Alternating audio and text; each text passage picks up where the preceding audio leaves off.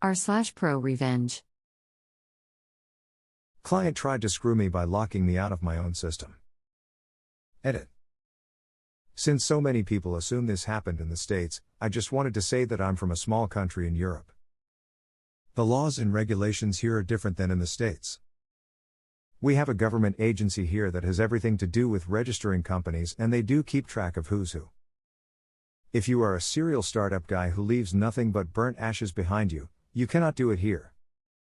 You have to register the owner and members of the board of the company if there is one. If you have a prior history of failed companies or you've broken the law in some regard, you are blacklisted at that establishment. /. First post, so be gentle with me. I've worked as an independent contractor in the IT field for over 20 years, doing all manner of things from creating simple HTML sites to managing a big hotel's complete IT infrastructure. One of the many clients I had back in the day I was coding big-ish custom websites was a rental company. Now I had heard a lot of warnings about not working with this guy that owned it. He had a reputation that he was sharp as a tack, backstabbing and conniving. He was a lawyer after all. So, I went into the partnership with that in mind.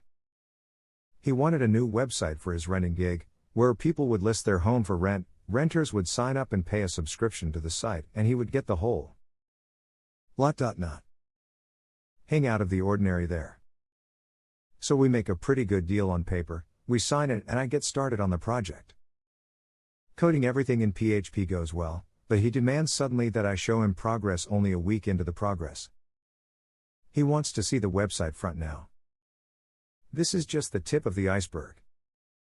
I tried explaining to him that the front-end work isn't scheduled to start until after 6 weeks of back-end programming, and that I only had pure code to show right now. The contract we signed clearly states this.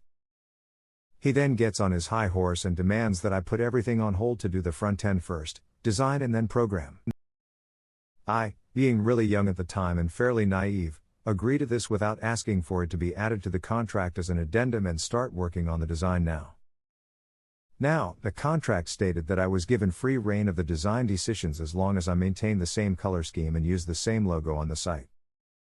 So I make a fast draft in Fireworks. This was back when it was a Macromedia product, before the Adobe acquisition, and within 2 days I show him. He's not impressed and demands a different direction and sets up a list of demands. I, as always, aim to please the customer and do just what he wants.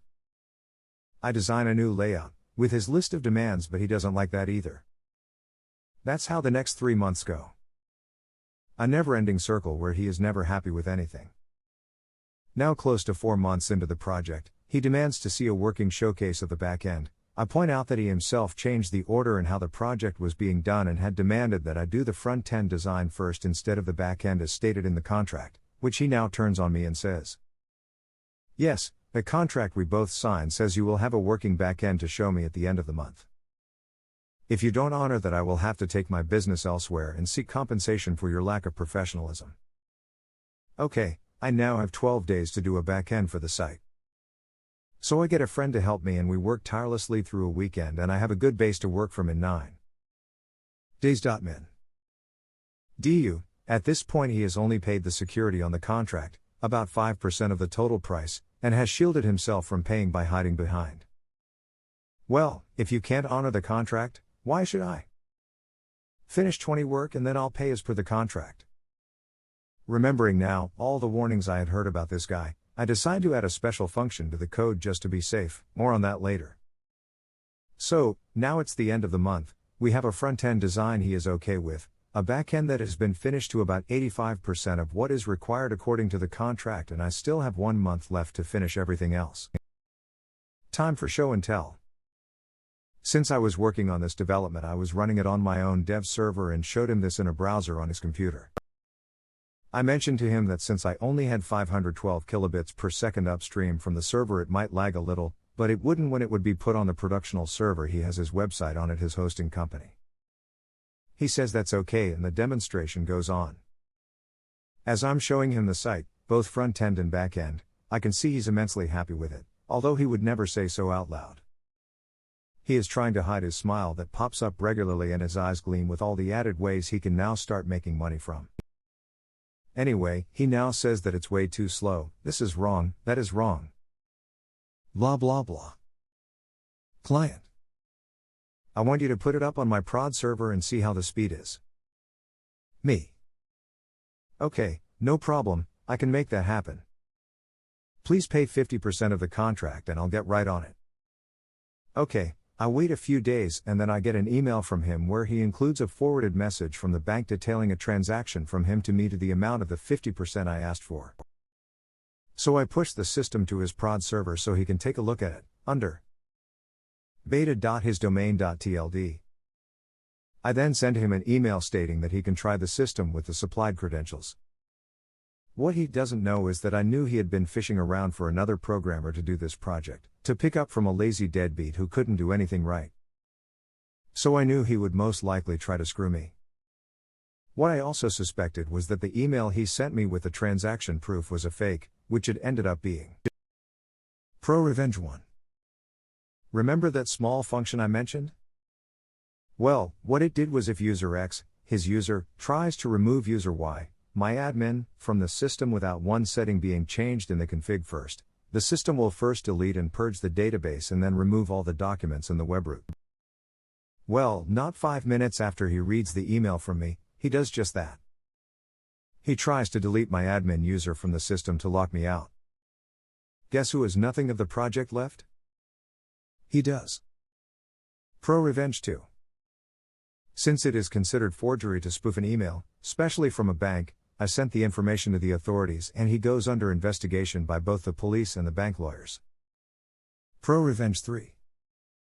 I sold the system to a competitor of his for a better price than originally contracted to him, and last I knew he was now blacklisted from owning a company as well as he lost his right to work as a lawyer.